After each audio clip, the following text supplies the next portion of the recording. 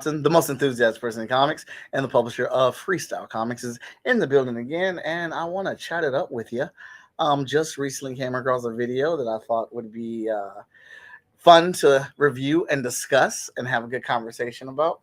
Um, I saw a video about Joker 2, and there's been a lot of talk about that. So, what I'm going to do here is I'm going to pull the video up, play it, interruption, and then I'm going to play it again and stop it and talk about each point, just so it makes it easier for the discussion. But also, please check out the Vigilance Kickstarter. I know the Kickstarter has ended, but we have a pre order store set up now. For those of you that may have missed out on that Kickstarter, you can still get in. We have merch, we have books, bookmarks, stickers, all types of cool stuff. Click that link, go to fskgo.com. It'll take you right over there. Click the link in there. It'll take you to our store. And then your stuff will be shipped out with all of the Kickstarter stuff when we ship that out. And we'll be shipping that out as soon as we get it. Now, let's get to the video. Let's take this a piece at a time here. This is the real message behind Joker 2, and it might change your perspective on it. So, my first question is, the first thing that comes to my head, the real message. Is this what you feel to be the real message? Is this something you've interpreted from the film, or did you have a meeting with the writer and director and executive producers, and they told you like this is what the movie is about? Or Warner Brothers, better for that yet. So it seems like most people aren't liking Joker 2. It currently has a 33% on Rotten Tomatoes, and it debuted with a D Cinema score, which is the lowest ever for a comic book film. But what if I told you that all of these negative reviews are tying into what the film is actually trying to say, and it's making more and more sense?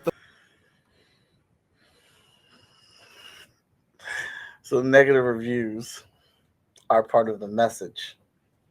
I'm just going through it as we're talking about it. So the negative reviews are part of the message that we are supposed to be receiving in this film. And it's making so much more sense because I guess he's saying the reviewers are proving them right by focusing on reviewing the movie. I don't know. I could be wrong. Because like that's what it sounds like he's saying in chat. If you disagree, please comment. Post your opinions, because I really want to understand this. I'm not trying to attack this young man. I just want to understand, because it sounds like he's saying that the negative reviews are missing the point, which is what he discovered when he watched the movie from his opinion, or some meeting he had with the writer director of this film who told him the real meaning of the film. And by missing the point of the movie, they decided to review the movie on its merits as is and missed that this whole message about mental health. The first Joker film, although it was a different interpretation, was a fairly standard Joker origin that gave us everything we wanted to see.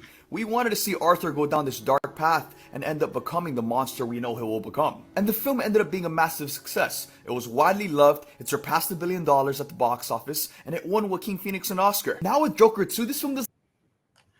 I don't know if that movie was widely loved. It did make $1 billion. He did get an Oscar from it. And it is a good film. In my opinion, I didn't really ask for a Joker movie, so I didn't really care for this. But I watched it, and it was good. Like, the first Joker movie was good. I just don't know if it's widely beloved by a lot of moviegoers or whatnot, because let's say from my perspective of the timeline, from my timeline and the people that I talk to or who I see on TikTok, it's not widely beloved. But it did make $1 billion, and is the complete opposite of the first film. It doesn't give us what we want. It doesn't give us a classic Joker story, and that's a part of... Neither one of these movies is a classic Joker story, because it's not Joker.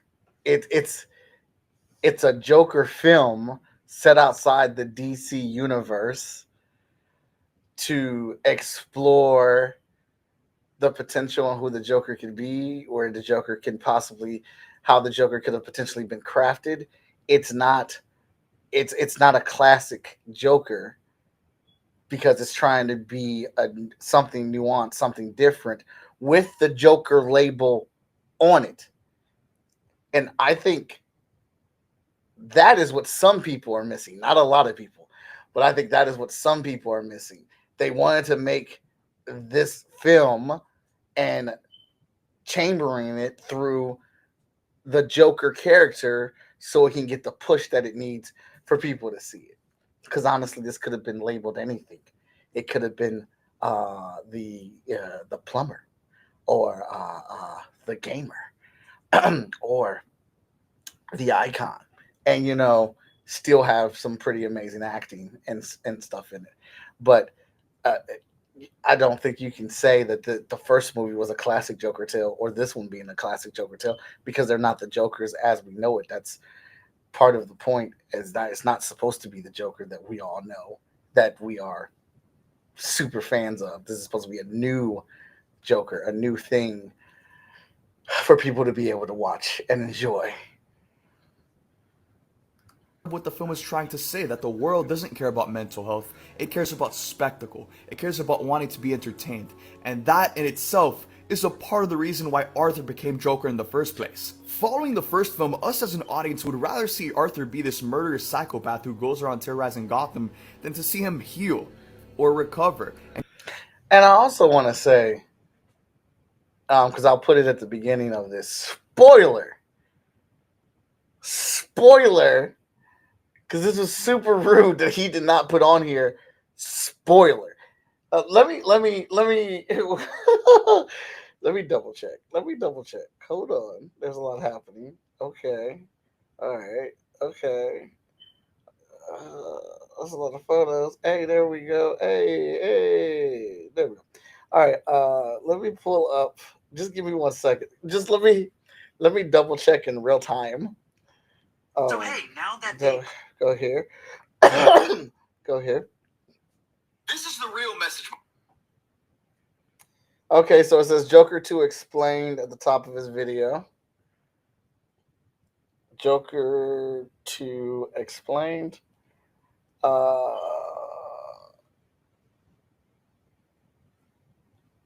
Yeah. SUPES, Joker 2 explained, SUPES, Joker, Joker 2 DC, Joker 2. Yes, so there's absolutely nothing on here that says spoiler, because he absolutely reveals some real spoilery shit in this video. And I'm telling you right now, so if you don't want to know about the spoilery stuff, go ahead and fast forward or something like that. Maybe I'll put the mark in here where you can get back to the video. But spoiler ahead in 3, 2, 1. And come back to who he is. I mean, the final shot of the film is literally the camera moving in closer on Arthur while the real Joker is being born in the background, but it doesn't matter. Harley also leaves Arthur in disappointment after she realizes he isn't who she thinks he is. And that's essentially supposed to represent the audience itself. So here's so I wanted to discuss the video, right? But here's my other problem with this. This dude is a huge influencer. He is a huge TikTok, YouTube person. And he just completely spoiled a huge scene in a movie that just came out 2 days ago with no spoiler warnings or anything, full disclosure and discussion. This rude as fuck. I mean, talk about it all you want, but give notification that you're going to have spoilery topics. This is going to be a spoiler. Again, I'm checking again. Joker 2 explained. SUPES, hashtag Joker. Hashtag Joker, the name of the film. Hashtag Joker 2. Hashtag DC. Hashtag film. Joker 2 explained. Nowhere on here. This is the real message. Nowhere on here does it say spoiler. And this is a huge scene in the movie. This is a big reveal. Like, I don't know. I mean, I think that's pretty damn rude. And I think that's a bit unprofessional to have this huge ass platform and not warn people to the video that you have going in. I mean, obviously, you say Joker 2 explain, and people can talk about a movie without spoiling it. But then to go in there and just like, oh, okay, let's hear what he has to say about the Joker film, and then he reveals a whole scene without saying spoiler, without putting on here spoiler, any of that stuff. I mean, I'm checking again, just I mean, so I'm not. This is the real message behind. No, so yeah, Someone's mental health shouldn't come at the expense of our entertainment. That's what this film was trying to say, and the negative reviews just continue to prove that. So I respect that they took such a massive swing in the opposite direction, because they probably knew this film was going to fail, but it's not about success, it's about the message, and that's what they're getting across here. I guess that's my other problem with this too, because like I follow, and maybe that's why I'm not. maybe that's not why. Maybe that's why I'm not a success, because like the shit that I say on here, or excuse me, the stuff that I say on here, I mean it.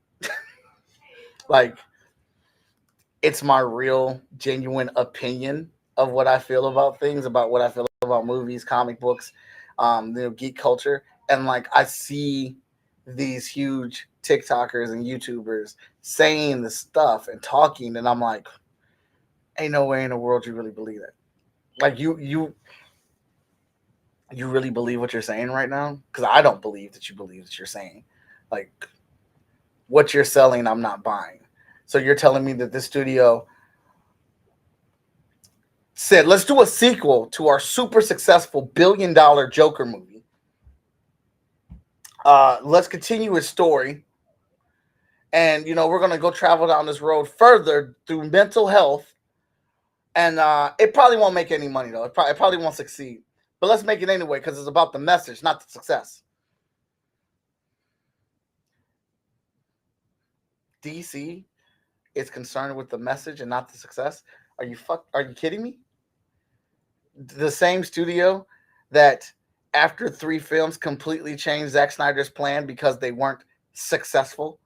Because Zack Snyder's films definitely had a message. He definitely was telling a story, and his films had a message in them.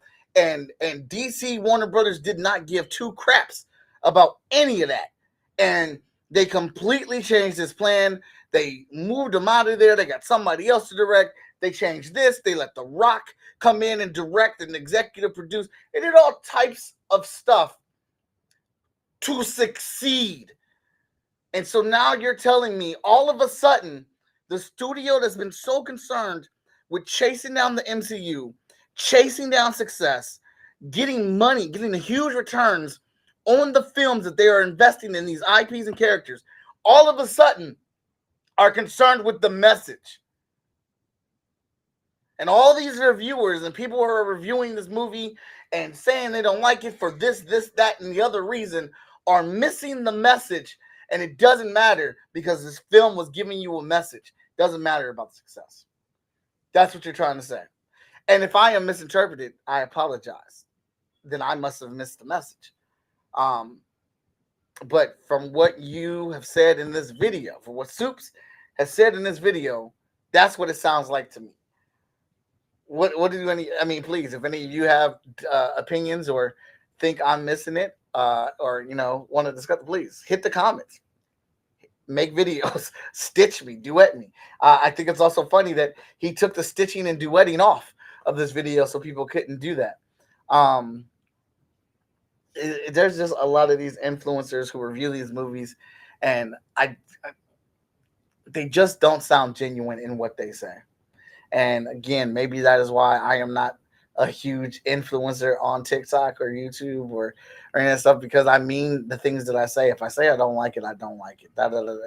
If I say I love it, I love it. Like the Transformers movie, I want to see it, but there are things that irk me about some of the writing, some of the dialogue decisions that they made for that movie. I don't know, man. It just doesn't add up. And I get it. We're all out here trying to make a living. We're all out here trying to make money. We're all trying to survive, doing the things that we love.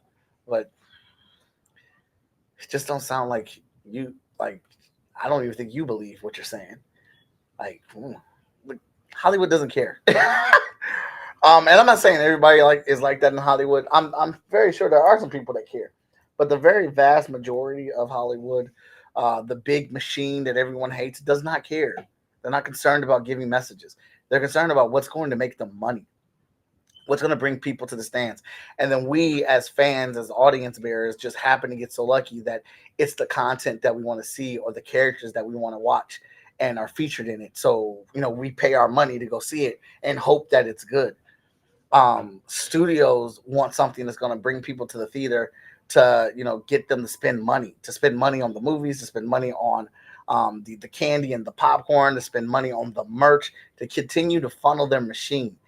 If it gives a good message, also, then kudos to them. That's not their priority. It's not. And so, what do you think?